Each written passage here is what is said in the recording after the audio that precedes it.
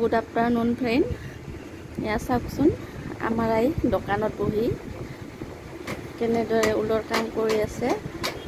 এইবিলাক আই কুচি শালাৰে জেকেট বনাইছে।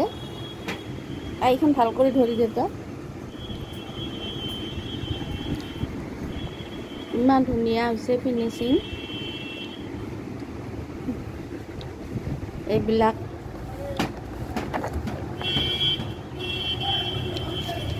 টেবুলত পাৰা, এইবিলাক ডাইনিঙত কাপ থবৰ কাৰণে বনাইছে অৰ্ডাৰী।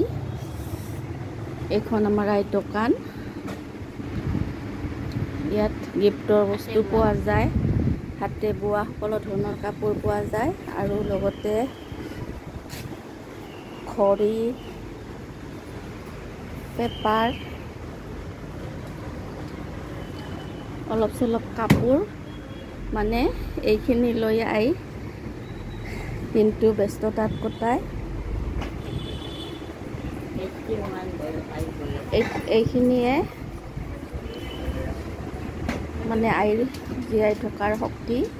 এই দোকানখনে আই জীয়াই থকাৰ শক্তি।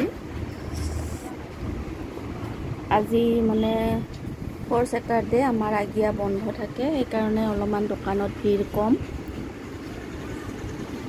মোৰ ভিডিঅ'টি চাই কেনে পালে জনাবচোন আৰু আমাৰ আইক আশীৰ্বাদ কৰিব। নমস্কাৰ।